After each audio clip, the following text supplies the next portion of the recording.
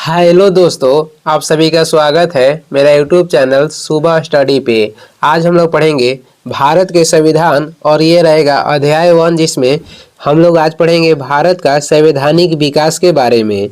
तो चलिए देखते हैं, बढ़ते हैं आगे। संविधान किसी भी देश की सर्वोच्च विधि होती है। जो संविधान होती है कोई भी देश का, ये क्या होता है तो सर्वोच्च विधि होता है। देश की संपूर्ण राजनैतिक एवं प्रशासनिक जो व्यवस्था है ये संविधान के अनुसार ही संचालित होती है। आगे देखेंगे, आगे हो जाएगा।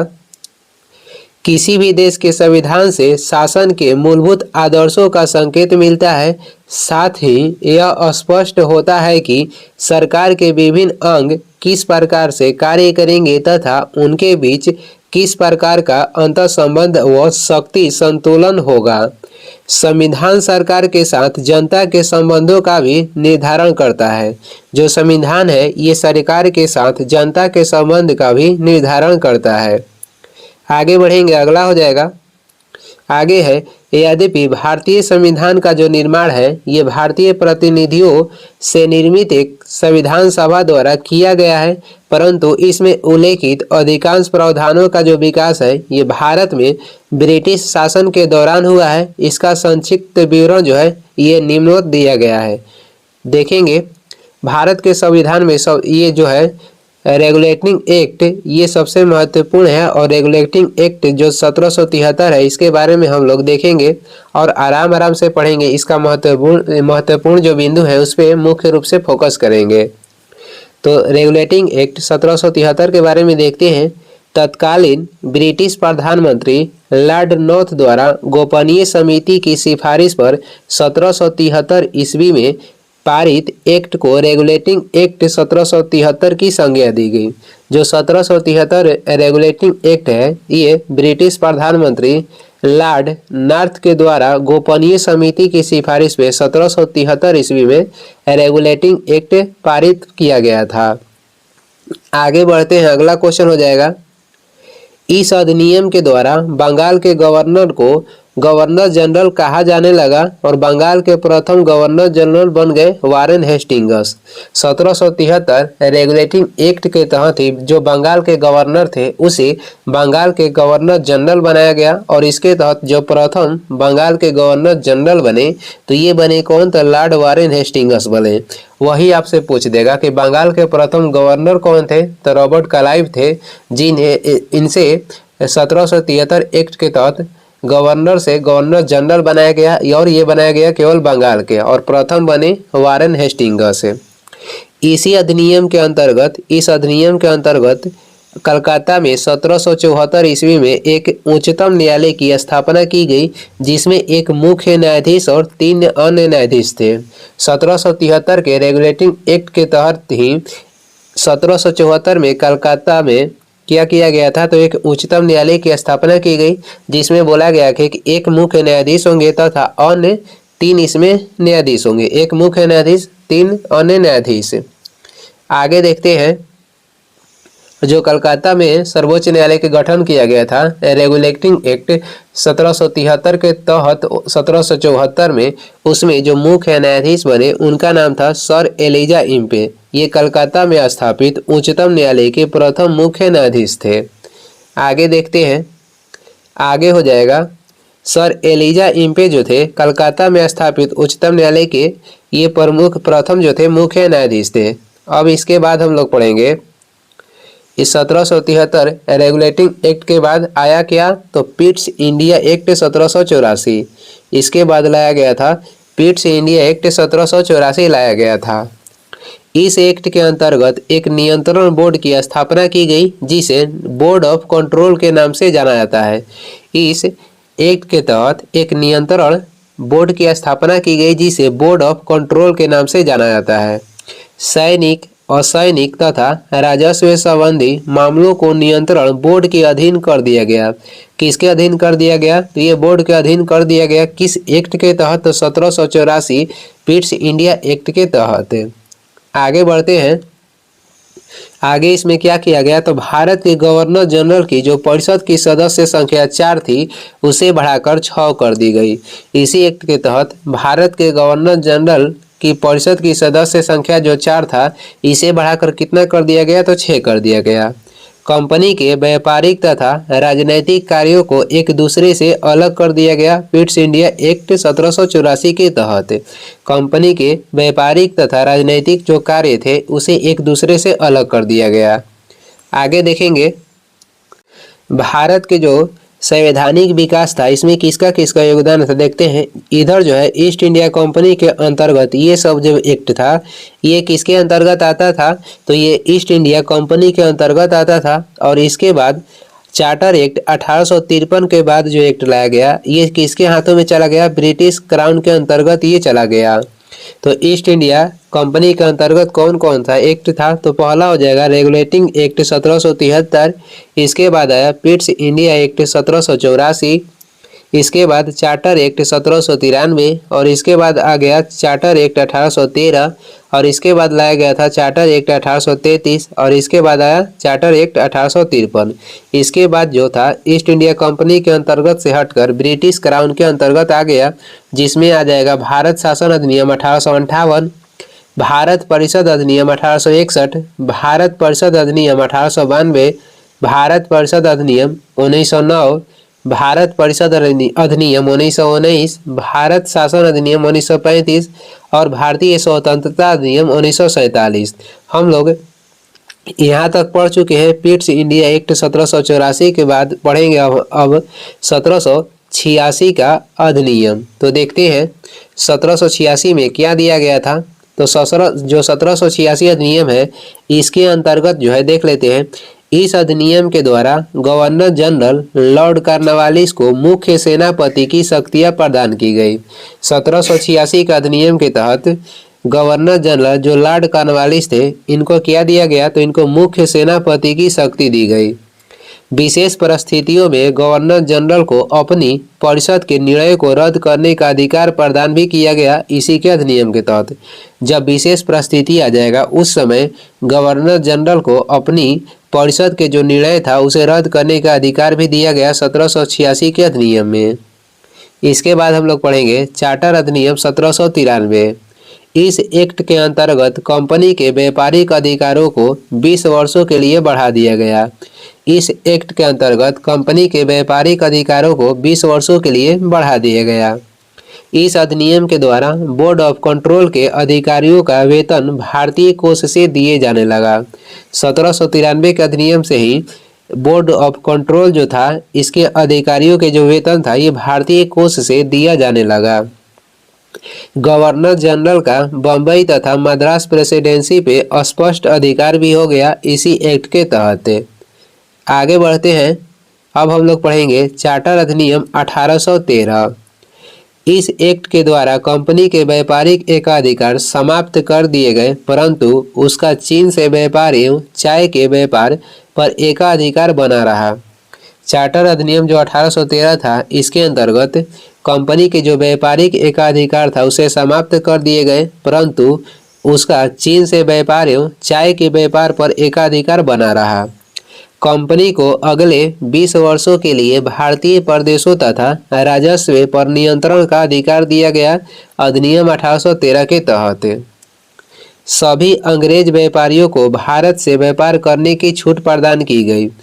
1813 अधिनियम के तहत सभी जो अंग्रेजी व्यापारी थे इनको भारत से व्यापार करने की छूट क्या दी गई थी, प्रदान की गई। आगे देखेंगे इसी अधिनियम के तहत 1813 का अधिनियम के तहत इस एक्ट के अंतर्गत भारतीयों की शिक्षा के लिए प्रति वर्ष 1 लाख रुपए व्यय करने का प्रावधान किया गया। ये जो क्वेश्चन है महत्वपूर्ण है। 1813 अधिनियम के तहत ही इस एक्ट के अंतर्गत भारतीयों के जो था शिक्षा के लिए प्रति वर्ष 1 लाख रुपए व्यय करने का प्रावधान किया गया। ईसाई मिशनरियों को भारत में धर्म प्रचार हेतु छूट प्राप्त की गई। इसी अधिनियम के तहत ईसाई मिशनरियों को भारत में धर्म प्रचार हेतु छूट प्राप्त की गई। इसके आगे देखेंगे, इसके आगे आ जाएगा चार्टर अधिनियम 1833 और ये भी इससे महत्वपूर्ण क्वेश्चन आते हैं। इसका महत्वपूर्ण बिंदु हम लोग देखते हैं। इस अधिनियम के द्वारा कंपनी के चीन के साथ तथा चाय के व्यापार करने के एकाधिकार को पूर्णतः रूप से समाप्त कर दिया गया। 1813 में क्या किया गया था? एकाधिकार समाप्त किया गया था, लेकिन 1833 एक्ट के तहत कंपनी के चीन के साथ तथा चाय के व्यापार करने के एकाधिकार को पूर्णतः क्या कर दिया गया? तो समाप्त कर दिया गया। अब उसे केवल राजनीतिक कार्य ही करने थे।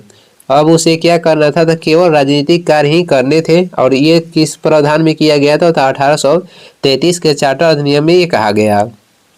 राजस्व पर कंपनी के अधिकारों को पुनः 20 वर्षों के लिए बढ़ाया गया था, अधिनियम 1833 के तहत। आगे बढ़ते हैं। 1833 के जो महत्वपूर्ण था, 1833 के महत्वपूर्ण क्वेश्चन ये है कि इसके तहत बंगाल के गवर्नर जनरल और भारत का गवर्नर जनरल हो गया और लॉर्ड विलियम बेंटिक को भारत के प्रथम गवर्नर जनरल बनाए गए थे। 1833 के तहत ही बंगाल के जो गवर्नर जनरल थे अब उसे भारत के गवर्नर जनरल बनाया गया और ये प्रथम कौन बने थे? लॉर्ड विलियम बेंटिक बने थे। और आपसे जो 1773 में क्या था? 1773 में था कि बंगाल के गवर्नर को बंगाल के गवर्नर जनरल बनाया गया, जिसमें प्रथम बंगाल के गवर्नर जनरल बने वारेन हेस्टिंग्स। और 1833 में ये है कि बंगाल के गवर्नर जनरल को अब भारत के गवर्नर जनरल बनाया गया और इसके तहत भारत के प्रथम गवर्नर जनरल कौन बने? तो लॉर्ड विलियम बेंटिक बने। आगे बढ़ते हैं। गवर्नर जनरल की परिषद में विधि सदस्य के रूप में लॉर्ड मैकाले को शामिल किया गया। 1833 का अधिनियम में ही गवर्नर जनरल की जो परिषद में विधि सदस्य के रूप में लॉर्ड मैकाले को क्या किया गया? तो शामिल किया गया। 1834 ईस्वी में लॉर्ड मैकाले की अध्यक्षता में 4 सदस्यीय विधि का आयोग का गठन किया गया। 1834 में किसके अध्यक्षता में? तो लॉर्ड मैकाले की अध्यक्षता में 4 सदस्यीय विधि आयोग के गठन किया गया था। आगे बढ़ते हैं। आगे हो जाएगा। इसी एक्ट के अंतर्गत एक विधि आयोग की स्थापना की गई तथा एलनबरो द्वारा दास प्रथा को गैर कानूनी घोषित किया गया था। कब? तो ये किए थे 1843 में। दास प्रथा को गैर कानूनी घोषित किए थे लॉर्ड एलनबरो 1843 में। चार्टर एक्ट 1833 ने सिविल सेवकों के चयन के लिए खुली प्रतियोगिता का आयोजन प्रारंभ करने का प्रयास किया, परंतु कोर्ट ऑफ डायरेक्टर्स के विरोध के कारण इस प्रावधान को समाप्त कर दिया गया। इसमें पूर्ण रूप से ये कह रहा है कि जो चार्टर एक्ट 1833 था, चार्टर एक्ट 1833 ने जो सिविल सेवकों के चयन के लिए खुली प्रतियोगिता का आयोजन प्रारंभ करने के प्रयास ये सब किया था, लेकिन क्या हुआ था कि कोर्ट ऑफ जो डायरेक्टर्स थे ये विरोध किए, उसी के कारण इस प्रावधान को समाप्त कर दिया गया। आगे बढ़ते हैं। यानी कि चालू नहीं किया गया था, जो कि खुली प्रतियोगिता था, इसे 1833 एक्ट में चालू नहीं कर पाया। प्रयास किया गया था लेकिन चालू नहीं हुआ। इसका कारण था कि जो कोर्ट ऑफ डायरेक्टर्स थे उसका विरोध कर दिए, इसी कारण इसे समाप्त करना पड़ा। अब हम लोग देखेंगे चार्टर अधिनियम 1853। इस अधिनियम के द्वारा गवर्नर जनरल की परिषद के विधायी कार्यों को प्रशासनिक कार्यों से पृथक करने की व्यवस्था की गई और विधि निर्माण हेतु भारत के लिए अलग 12 सदस्यीय विधान परिषद की स्थापना की गई। चार्टर अधिनियम 1853 में कह रहा है कि इस अधिनियम के द्वारा गवर्नर जनरल की परिषद के विधायी कार्यों को जो प्रशासनिक कार्यों से क्या किया गया? पृथक करने की व्यवस्था की गई और विधि निर्माण हेतु भारत के लिए अलग 12 सदस्यीय विधान परिषद की स्थापना की गई। किस अधिनियम के तहत? 1853 के अधिनियम के तहत। अब इसका महत्वपूर्ण बिंदु ये है कि सरकारी नियुक्तियों के लिए प्रतियोगी परीक्षा का प्रावधान किया गया। यानी कि 1853 के अधिनियम के तहत ही सरकारी नियुक्तियों के लिए प्रतियोगी परीक्षा का प्रावधान किया गया। ये महत्वपूर्ण है। आगे बढ़ते हैं। आगे हम लोग पढ़ेंगे भारत शासन अधिनियम 1858। इस एक्ट के अंतर्गत ईस्ट इंडिया कंपनी का शासन समाप्त करके भारतीय शासन का दायित्व ब्रिटिश क्राउन को सौंप दिया गया। इस एक्ट के अंतर्गत क्या किया गया था, ईस्ट इंडिया कंपनी जो आप ऊपर दिखाए थे, जिस ईस्ट इंडिया के कंपनी के अंतर्गत जो शासन व्यवस्था था उसे समाप्त करके भारतीय शासन का दायित्व ब्रिटिश क्राउन को सौंप दिया गया। ये जो क्वेश्चन है महत्वपूर्ण है, याद रखिएगा।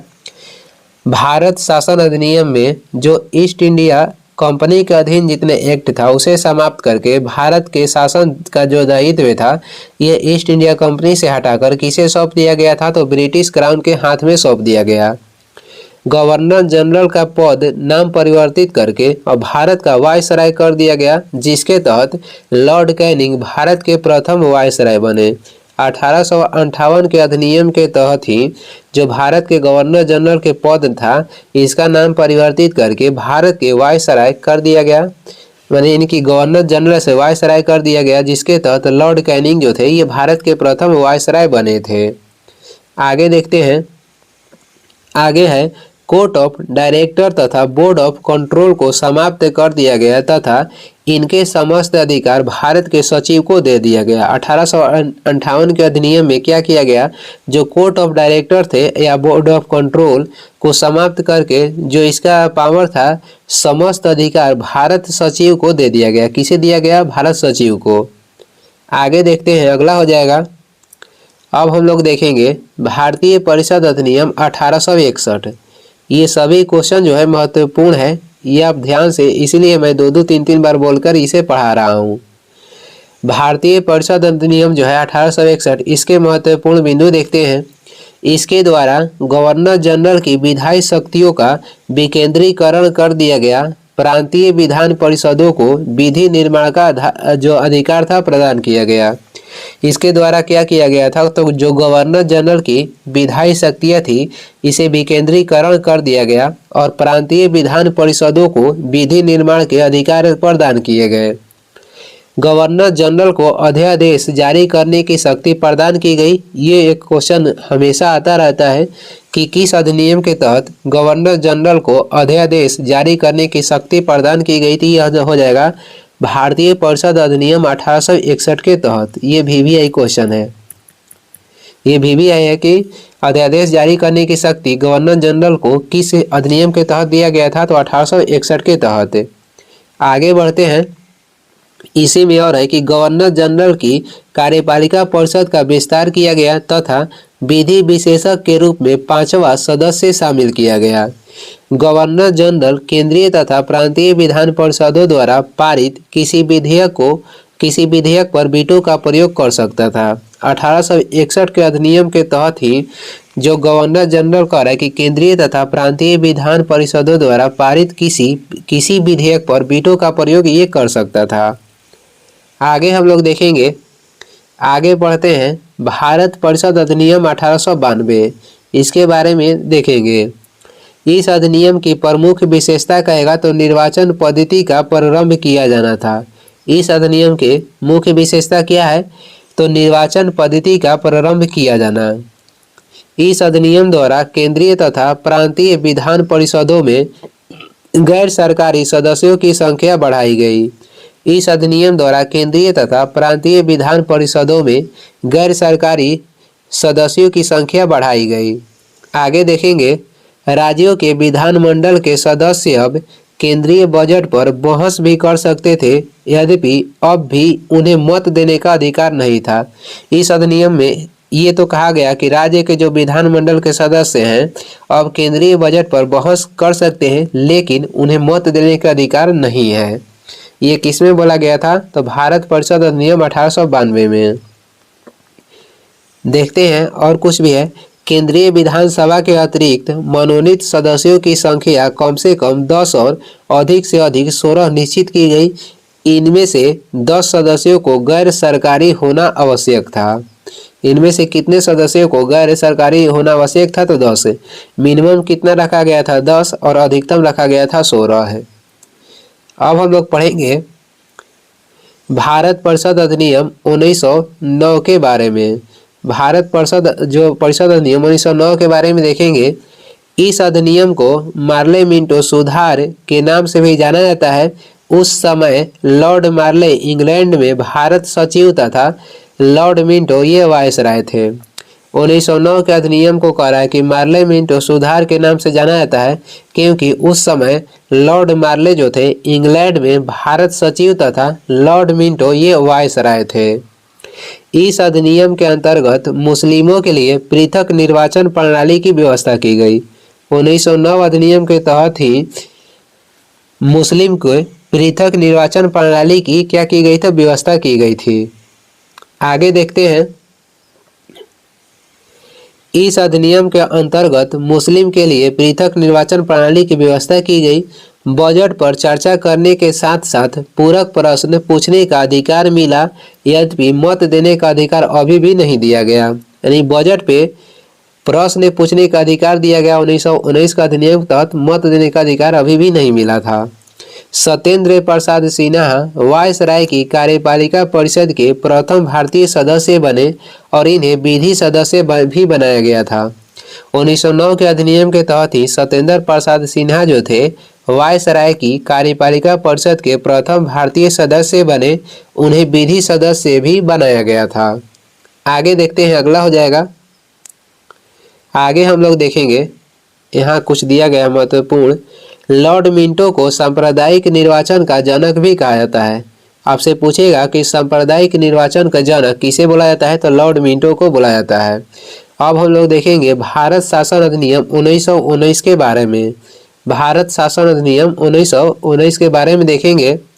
1919 ईस्वी के अधिनियम को मॉन्टेगो चेम्सफोर्ड सुधार भी कहते हैं क्योंकि इस अधिनियम के जन्मदाता भारत के सचिव मॉन्टेगो और भारत के गवर्नर जनरल चेम्सफोर्ड थे। 1919 के जो अधिनियम था इसे मॉन्टेगो चेम्सफोर्ड सुधार भी कहते थे और इसका कारण ये था क्योंकि इस अधिनियम के जो जन्मदाता थे भारत सचिव मॉन्टेगो और भारत के गवर्नर जनरल जो थे चेम्सफोर्ड थे। आगे इसके महत्वपूर्ण बिंदु देखेंगे।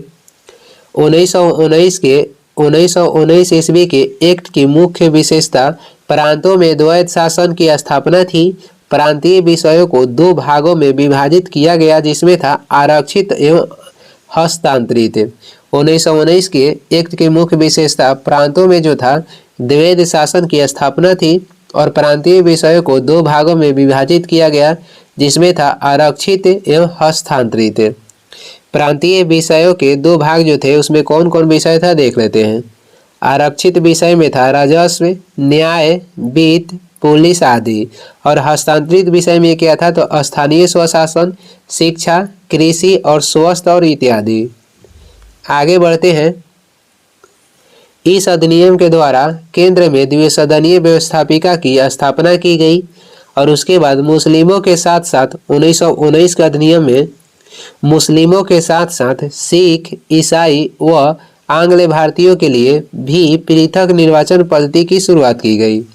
मुस्लिम को तो दे दिया गया 1909 में, जो मुस्लिम को पृथक निर्वाचन प्रणाली की छूट दी गई 1909 में दी गई थी और 1919 में कह रहा है कि मुस्लिम के साथ साथ सिख, ईसाई और आंग्ल भारतीयों के लिए पृथक निर्वाचन पद्धति की शुरुआत की गई। 1919 अधिनियम के द्वारा लोक सेवा आयोग के गठन का प्रावधान किया गया था 1926 में। लोक सेवा आयोग के प्रावधान 1919 अधिनियम के तहत 1926 में किया गया और वही कहेगा 1935 के तहत संघ लोक सेवा आयोग की स्थापना की गई 1950 में।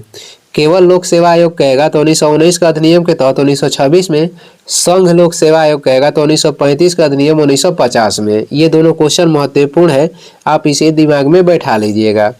आगे बढ़ते हैं। आगे हम लोग देखेंगे साइमन कमीशन आयोग, यानी साइमन कमीशन के बारे में, जो कि साइमन आयोग है। नवंबर 1927 में ब्रिटिश सरकार द्वारा सर जॉन साइमन के नेतृत्व में 7 सदस्यीय वैधानिक आयोग का गठन किया गया, जिसका जो कार्य था भारत शासन अधिनियम 1919 के क्रियान्वयन की समीक्षा करना था। आयोग द्वारा वर्ष 1930 में अपनी रिपोर्ट सरकार को सौंपी गई, जिसकी प्रमुख सिफारिशें निम्नलिखित थी। ये कह रहा है कि सर जॉन साइमन के नेतृत्व में 7 सदस्यीय वैधानिक आयोग का गठन किया गया और साइमन कमीशन के कार्य क्या था, तो इसका कार्य था कि भारत शासन अधिनियम जो 1919 था इसके क्रियान्वयन की समीक्षा करना। जो साइमन कमीशन आया था ये 1919 का अधिनियम था। इसके क्रियान्वयन की समीक्षा करना तथा आयोग द्वारा 1930 में अपनी रिपोर्ट सरकार को ये सौंपी गई थी। साइमन कमीशन जो आयोग था अपनी रिपोर्ट सरकार को कब सौंपी तो 1930 में, जिसका प्रमुख सिफारिश निम्नलिखित है। देखते हैं इसका सिफारिश क्या था। तो इसके सिफारिश में हो जाएगा, प्रांतों में द्वैध शासन को समाप्त कर उन्हें स्वतंत्रता प्रदान की, राज्यों में सरकारों का विस्तार किया जाए, सशक्त संघ की स्थापना की जाए, सांप्रदायिक निर्वाचन व्यवस्था को जारी रखा जाए। ये किसका प्रावधान था तो ये साइमन कमीशन के प्रावधान था। फिर से देख लेते हैं, प्रांतों में द्वैध शासन को समाप्त कर उन्हें स्वायत्तता प्रदान की जाए और राज्यों में सरकारों का विस्तार की जाए, सशक्त संघ की स्थापना की जाए, सांप्रदायिक निर्वाचन व्यवस्था को जारी रखा जाए। इसके आगे हम लोग देखेंगे भारत शासन अधिनियम 1935 और इस अधिनियम के हमारे संविधान पे महत्वपूर्ण प्रभाव पड़ा है। भारत शासन अधिनियम जो 1935 था, इस अधिनियम के हमारे जो संविधान है, कहिए कि इससे बहुत सारा जो अनुच्छेद या आधा भाग कह सकते हैं कि इसी के ऊपर डिपेंड है। यह अधिनियम भारत में पूर्ण उत्तरदायी सरकार के गठन में एक मील का पत्थर साबित हुआ। यह एक लंबा और विस्तृत दस्तावेज था जिसमें कितनी धाराएं थी तो 321 धाराएं थी एवं 10 अनुसूचियां थी। ये 1935 अधिनियम के बारे में कह रहा है कि यह अधिनियम जो था भारत में पूर्ण उत्तरदायी सरकार के गठन में एक मील का पत्थर साबित हुआ और यह एक लंबा और विस्तृत दस्तावेज था जिसमें कितनी धाराएं थी तो 321 थी एवं 10 अनुसूचियां थी। भारत शासन अधिनियम के महत्वपूर्ण बिंदु थे। देखते हैं इसमें क्या क्या हुआ। तो इस अधिनियम के अंतर्गत 11 राज्यों में से 6 में द्विसदनीय व्यवस्था का प्रारंभ किया गया, जो कि 6 कौन कौन सा था तो ये हो जाएगा बंगाल, बम्बई, मद्रास, बिहार, संयुक्त प्रांत और असम। 11 राज्यों में से 6 में द्विसदनीय व्यवस्था का प्रारंभ किया गया। बंगाल हो जाएगा, बम्बई हो जाएगा, मद्रास हो जाएगा, बिहार हो जाएगा, संयुक्त प्रांत हो जाएगा और असम हो जाएगा। और देखते हैं संघीय न्यायालय का प्रावधान भी किया गया। इसके तहत 1937 ईस्वी में संघीय न्यायालय की स्थापना हुई और इसके प्रथम जो मुख्य न्यायाधीश बने ये थे सर मॉरिस गवेयर। इसके तहत 1937 में संघीय न्यायालय की स्थापना हुई। इसके प्रथम मुख्य न्यायाधीश कौन बने तो सर मॉरिस गवेयर। रिजर्व बैंक की स्थापना इसी के तहत किया गया। देश की रिजर्व बैंक की स्थापना और देश की मुद्रा एवं साख नियंत्रण के उद्देश्य से आरबीआई के गठन किया गया था। आरबीआई के जो गठन किया गया था देश की मुद्रा एवं साख नियंत्रण के उद्देश्य से किया गया था। और देखते हैं लोक सेवा आयोग की स्थापना के बारे में ये क्या बोला तो केंद्र में संघ लोक सेवा आयोग होगा। वो जो बताए थे ना कि 1935 में संघ लोक सेवा आयोग की स्थापना की गई थी। 1950 में अधिनियम 1935 के तहत होगा और हुआ था 1950 में। इसी अधिनियम के तहत केंद्र में संघ लोक सेवा आयोग बना। राज्यों में कहेगा तो राज्य लोक सेवा आयोग बना। 2 या 2 से अधिक राज्यों के लिए संयुक्त सेवा आयोग लाया गया। और एक यहाँ है सांप्रदायिक प्रतिनिधित्व के विस्तार के बारे में देखते हैं तो दलित जातियों, महिलाओं और मजदूर वर्ग के लिए प्रथम बार निर्वाचन की व्यवस्था की गई। इनके निर्वाचन की व्यवस्था 1935 के अधिनियम के तहत की गई, जिसमें कौन कौन थे दलित जातियां, महिलाओं और मजदूर वर्ग, और इनके लिए निर्वाचन की व्यवस्था की गई। और आगे देखते हैं 1935 के जो अधिनियम था इसके बारे में लोग अपना अपना कथन भी दिए थे। 1935 अधिनियम के थोड़ा और छोटा कर लेते हैं। 1935 था 1935 अधिनियम के बारे में जवाहरलाल नेहरू ने कहा था कि यह अनेक ब्रेकों वाली इंजन रहित गाड़ी है। और मोहम्मद अली जिन्ना क्या कहे थे तो मोहम्मद अली जिन्ना ने इसे पूर्णतः सड़ा और मूल रूप से बुरा कहा था। 1935 के अधिनियम के बारे में जवाहरलाल नेहरू ने ये कहा था कि ये बिना ब्रेक वाली गाड़ी है। मोहम्मद अली जिन्ना ये बोले थे कि इसे पूर्णतः सड़ा और मूल रूप से बुरा कहे थे मोहम्मद अली जिन्ना। आगे हम लोग देखेंगे, आगे हम लोग पढ़ेंगे क्रिप्स मिशन के बारे में। क्रिप्स मिशन 1942 में जो कि भारत आया था उसके बारे में देखते हैं। भारत के राजनीतिक गतिरोधों को दूर करने के लिए 22 मार्च 1942 को क्रिप्स मिशन भारत आया। क्रिप्स मिशन के अनुसार डोमिनियन स्टेट्स यानी कि अधिराज्य के साथ एक भारतीय संघ की स्थापना की जाएगी। क्रिप्स मिशन के अनुसार डोमिनियन स्टेट्स के साथ एक भारतीय संघ की स्थापना की जाएगी। ये क्रिप्स मिशन में इसका उल्लेख था। आगे देखते हैं।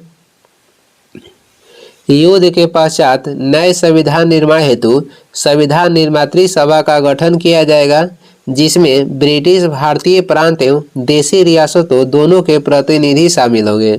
इसमें कौन कौन शामिल होंगे? तो ब्रिटिश भारतीय प्रांत एवं देशी रियासत दोनों के प्रतिनिधि शामिल होंगे। संविधान सभा द्वारा निर्मित संविधान जिन प्रांतों को स्वीकार नहीं होगा वे भारतीय संघ से पृथक हो सकते हैं। इसमें यह भी कहा गया था कि संविधान सभा द्वारा निर्मित संविधान जिन प्रांतों को अगर स्वीकार नहीं होगा तो वे भारतीय संघ से पृथक हो सकते थे। क्रिप्स प्रस्ताव में पाकिस्तान के निर्माण का स्पष्ट प्रावधान न होने के कारण मुस्लिम लीग ने क्रिप्स प्रस्ताव को अस्वीकार कर दिया। मुस्लिम लीग जो था क्रिप्स प्रस्ताव को अस्वीकार क्यों किया? तो इसका कारण था कि पाकिस्तान के निर्माण का अस्पष्ट प्रावधान इसमें नहीं था।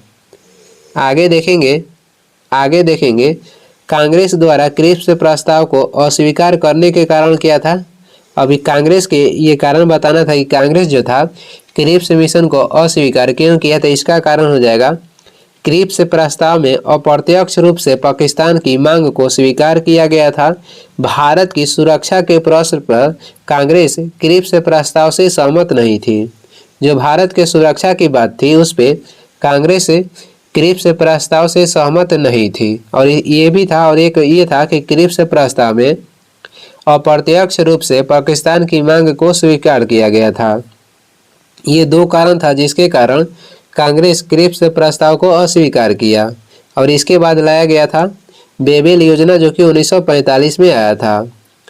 यूरोप में विश्व युद्ध की समाप्ति के बाद जापान के विरुद्ध भारतीय समर्थन प्राप्त करने तथा भारत में संवैधानिक गतिरोध को समाप्त करने के लिए 4 जून 1945 को भारत के तत्कालीन वायसराय लॉर्ड बेवेल ने जिस योजना की घोषणा की उसे बेबेल योजना के नाम से जाना जाता है। उसे बेबेल योजना के नाम से जाना जाता है। किस लिए?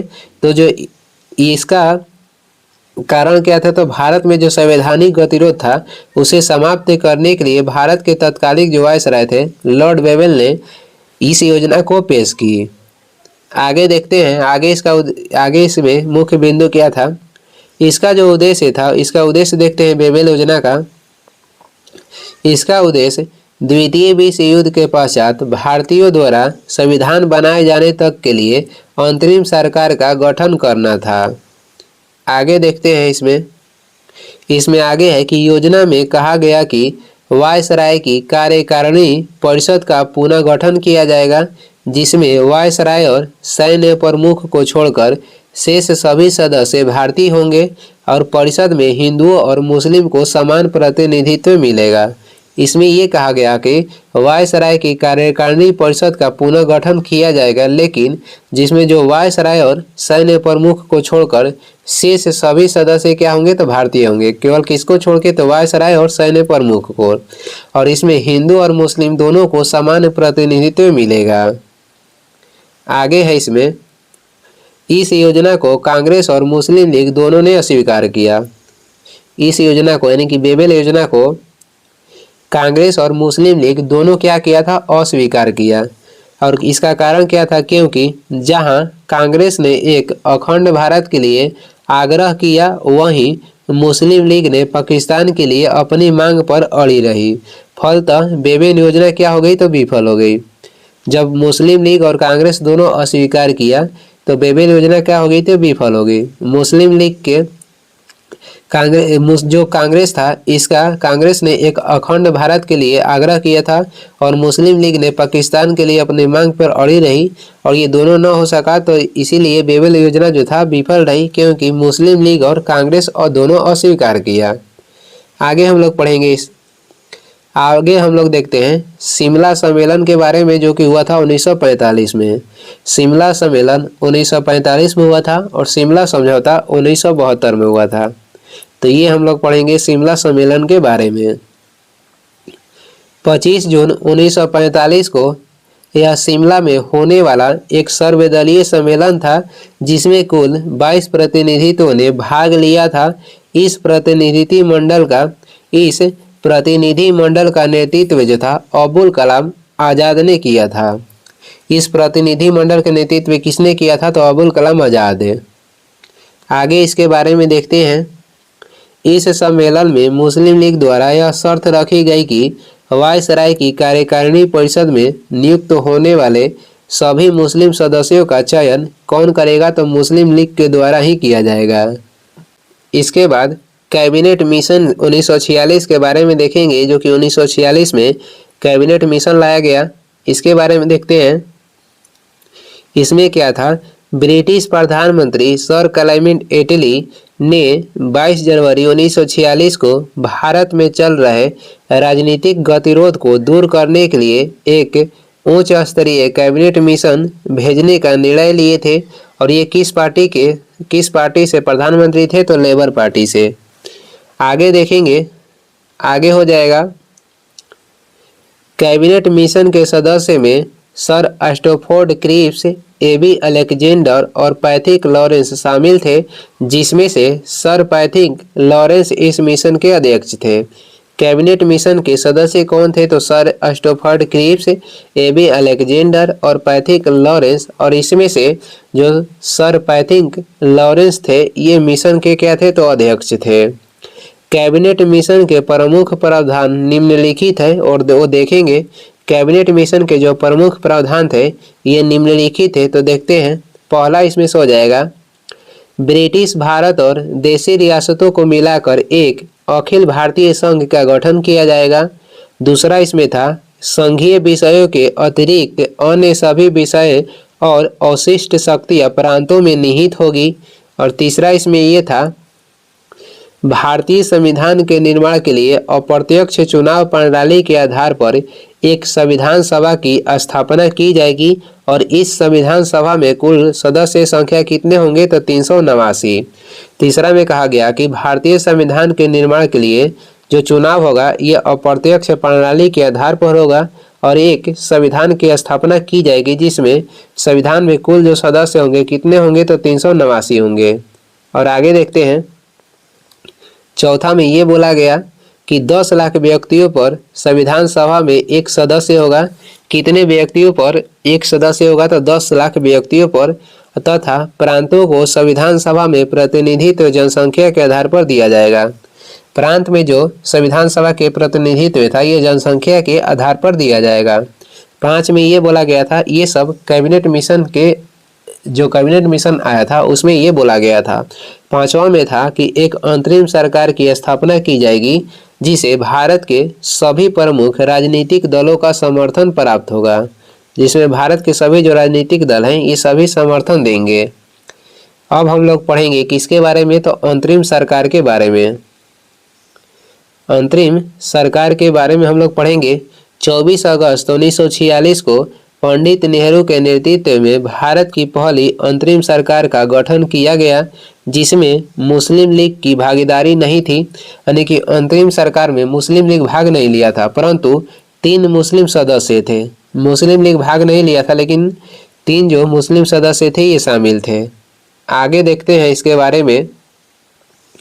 आगे है 26 अक्टूबर 1946 को मुस्लिम लीग भी भीतर सरकार में शामिल हो गई, यानी कि अंतरिम सरकार में शामिल हो गई, जिसका उद्देश्य सरकार के रहकर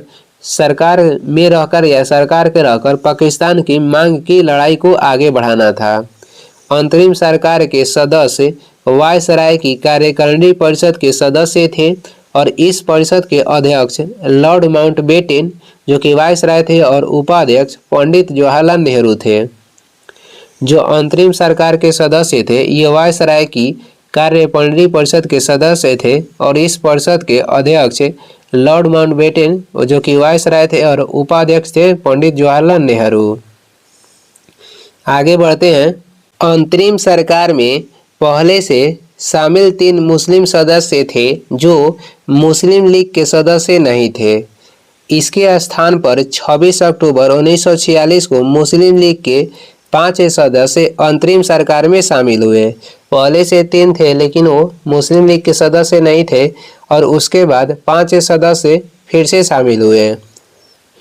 मुस्लिम लीग द्वारा संविधान सभा का लगातार बहिष्कार देखते हुए ब्रिटिश सरकार ने यह निर्णय दिया कि संविधान सभा के निर्णय मुस्लिम बहुल क्षेत्रों पर लागू नहीं होंगे। आगे देखते हैं, अगला हो जाएगा। आगे इसमें कहा गया, अंतरिम सरकार के संबंध में डॉक्टर अंबेडकर ने कहा था कि यह एक देश की सरकार है जिसे 2 राष्ट्र चला रहे हैं। अंतरिम सरकार के संबंध में डॉक्टर अंबेडकर ने यह कहा था कि यह एक देश की सरकार है जिसे 2 राष्ट्र चला रहे हैं।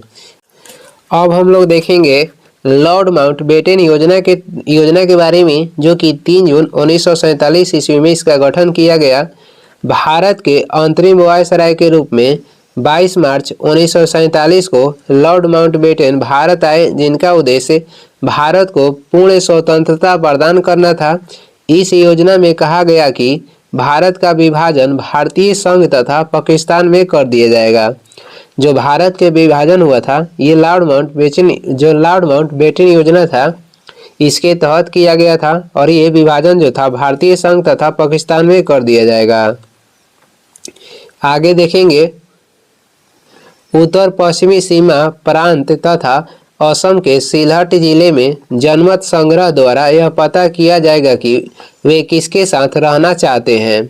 उत्तर पश्चिमी सीमा जो था प्रांत तथा असम के सिलहट जिले में जनमत संग्रह द्वारा यह पता किया जाएगा कि वे किसके साथ रहना चाहते हैं। आगे देखेंगे, आगे है भारतीय स्वतंत्रता अधिनियम 1947 जो लाया गया था, उसके बारे में हम लोग देखेंगे। इस अधिनियम द्वारा निम्नलिखित प्रावधान किए गए थे, जिसके हम देख लेते हैं। इसमें पहला हो जाएगा, 15 अगस्त 1947 को भारत और पाकिस्तान दोनों स्वतंत्र अधिराज्यों की स्थापना हो जाएगी। प्रत्येक अधिराज्य में एक गवर्नर जनरल होगा, जिसकी नियुक्ति इंग्लैंड के सम्राट करेगा। आगे देखते हैं, अगला है, इसमें तीसरा ये था, संविधान सभा विधानमंडल के रूप में 1935 के एक्ट के अंतर्गत कार्य करेगी। चौथा इसमें हो जाएगा, चौथा इसमें कथन था कि दोनों अधिराज्यों की जो सीमा का निर्धारण करने के लिए 2 सीमा आयोग, जैसे कि पंजाब सीमा आयोग और बंगाल सीमा आयोग गठित किए गए, जिसके अध्यक्ष सर सेरिल रेडक्लिफ थे। कौन थे? तो सर रेडक्लिफ थे। आगे हम लोग पढ़ेंगे संविधान सभा के बारे में। जुलाई अगस्त 1946 में संविधान सभा के लिए चुनाव हुए, जिसमें ब्रिटिश भारत की 296 सीटें में से 208 सीटें भारतीय राष्ट्रीय कांग्रेस को, 73 सीटें मुस्लिम लीग को तथा 15 सीटें छोटे दल व स्वतंत्र सदस्यों को प्राप्त हुई। जुलाई अगस्त में 1946 में संविधान सभा के चुनाव हुए थे, जिसमें से ब्रिटिश भारत की 296 सीटें आई। जिसमें से ब्रिटिश भारत की 296 सीटें में से 96 नहीं आई थी, 296 सीटें में से 208 जो सीट थे ये भारतीय राष्ट्रीय कांग्रेस को और 73 सीट इसमें से मुस्लिम लीग को तथा 15 जो सीट था छोटे दल व स्वतंत्र सदस्यों को प्राप्त हुई। आगे बढ़ते हैं, आगे था इसमें, देश के विभाजन की योजना अस्पष्ट होने पर पाकिस्तान में शामिल होने वाले क्षेत्रों एवं देशी रियासतों से चुनकर आने वाले सदस्य भारत की संविधान सभा के सदस्य नहीं रहे। परिणाम स्वरूप संविधान सभा में 389 के स्थान पर 299 सदस्य ही रह गए, जिनमें 229 सदस्य प्रांतों का तथा 70 सदस्य देशी रियासतों का प्रतिनिधित्व करते थे। आगे इसमें से हो जाएगा, संविधान सभा में महिलाओं की सदस्य संख्या कितनी थी? तो 15 थी। ये महत्वपूर्ण क्वेश्चन है। संविधान सभा में महिलाओं की सदस्य संख्या कितनी थी? तो 15। अनुसूचित जातियों की सदस्य संख्या कितनी थी? 26 और अनुसूचित जनजाति की सदस्य संख्या थी 33। महिलाओं की कितनी थी? तो 15 थी और अनुसूचित जाति की कितनी संख्या थी? 26। अनुसूचित जनजाति की थी 33। 9 दिसंबर 1946 को संविधान सभा की प्रथम बैठक हुई जिसमें डॉक्टर सच्चिदानंद सिन्हा को अस्थायी अध्यक्ष नियुक्त किया गया। संविधान सभा के प्रथम बैठक जो हुआ था ये 9 दिसंबर 1946 को हुआ था, जिसमें से जो अस्थायी अध्यक्ष बने थे ये थे सच्चिदानंद सिन्हा। उसके 2 दिन बाद 11 दिसंबर 1946 को डॉक्टर राजेंद्र प्रसाद को संविधान सभा के अध्यक्ष और H.C. मुखर्जी को उपाध्यक्ष चुना गया तथा सर B.N. राव को संविधान सभा का संवैधानिक सलाहकार नियुक्त किया गया। 11 दिसंबर को जो बैठक हुआ 1946 में तो डॉक्टर राजेंद्र प्रसाद को संविधान सभा के अस्थायी अध्यक्ष चुना गया।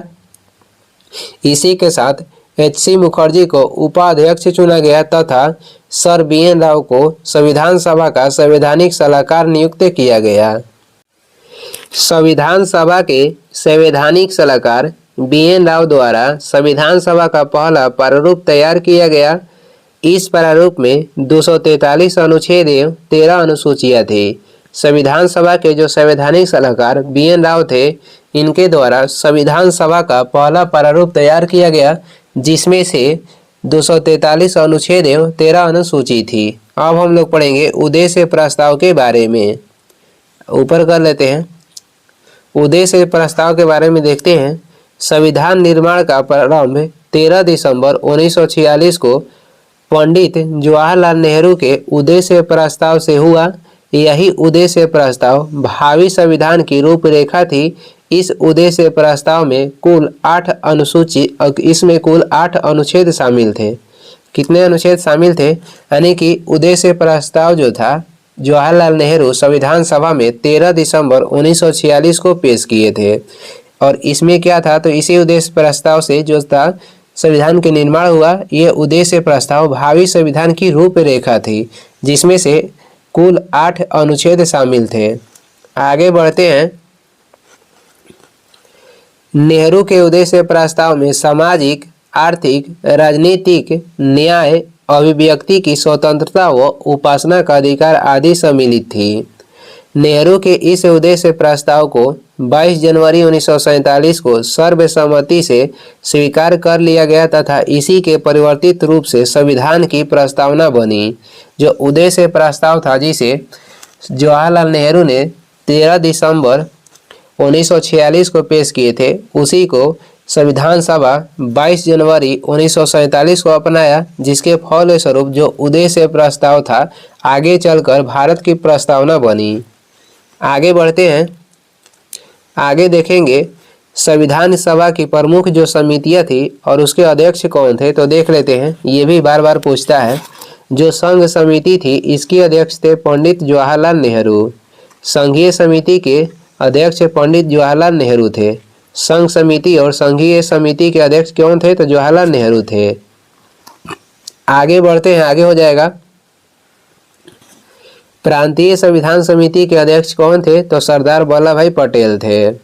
प्रारूप समिति के अध्यक्ष थे डॉक्टर भीमराव अंबेडकर। प्रारूप समिति का जो गठन हुआ था ये 29 अगस्त 1947 को हुआ था जिसमें से अध्यक्ष सहित टोटल 7 सदस्य थे। इस समिति गठन किए थे डॉक्टर भीमराव अंबेडकर। मौलिक अधिकारों एवं अल्पसंख्यकों संबंधी परामर्श समिति के अध्यक्ष कौन थे तो ये सरदार वल्लभ भाई पटेल थे। आगे देखेंगे कह रहा है कि इस समिति के 2 उप समितियां थी जिसमें से मौलिक अधिकार उप समिति के अध्यक्ष बनाए गए JB कृपलानी को और अल्पसंख्यक उप समिति के अध्यक्ष H.C. मुखर्जी को बनाए गए। अल्पसंख्यक उप समिति के अध्यक्ष किसे बनाया गया था तो H.C. मुखर्जी को बनाया गया था।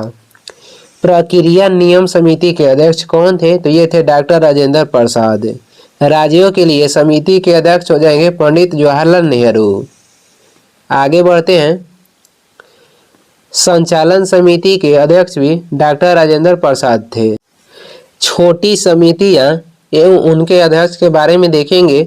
संविधान सभा के कार्यों से संबंधित जो समिति थी इसके अध्यक्ष थे JB मालवंकर। संविधान सभा के कार्यों से संबंधित जो समिति थी इसके अध्यक्ष कहेगा तो JB मालवंकर हो जाएंगे। कार्य संचालन समिति के अध्यक्ष के मुंशी थे और केवल संचालन समिति के अध्यक्ष डॉक्टर राजेंद्र प्रसाद थे। सदन समिति के अध्यक्ष होंगे पटाभी सीतारमैया। राष्ट्र ध्वज संबंधित तथ्य समिति के अध्यक्ष कौन बने? तो डॉक्टर राजेंद्र प्रसाद। आगे बढ़ते हैं, अगला हो जाएगा क्रीडेंशियल समिति के अध्यक्ष बने थे अलादी कृष्णस्वामी अय्यर। वित्त एवं कर्मचारी समिति के अध्यक्ष डॉक्टर राजेंद्र प्रसाद बने। आयुक्तों के प्रांत के लिए समिति जो बना था इसके अध्यक्ष थे पटाभी सीतारमैया। सर्वोच्च न्यायालय के लिए तथार्थ समिति के अध्यक्ष एस वरदाचार्य बने थे। इधर देखते हैं संविधान दिवस के बारे में। 26 नवंबर भारत में संविधान दिवस के रूप में मनाया जाता है।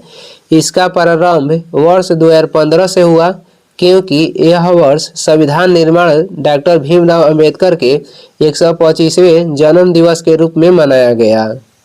आगे देखेंगे, आगे हो जाएगा अंतर्राष्ट्रीय लोकतंत्र दिवस के बारे में देखते हैं। 15 सितंबर 2015 को विश्व भर में अंतर्राष्ट्रीय लोकतंत्र दिवस मनाया गया। संयुक्त राष्ट्र महासभा ने वर्ष 2017 में एक प्रस्ताव पारित कर इस दिवस को प्रतिवर्ष लोकतंत्र दिवस के रूप में मनाने की घोषणा की थी। और आज के लिए बस इतना ही। इसका अगला जो अध्याय है इसके अगला पार्ट में लाएंगे, तो वीडियो को लास्ट तक देखने के लिए धन्यवाद। वीडियो पसंद आ रहा है तो लाइक कर दें, चैनल पर नए हैं तो सब्सक्राइब कर दें। कुछ सुझाव एवं सलाह देना हो तो कमेंट करके ज़रूर बताएं। Thank you.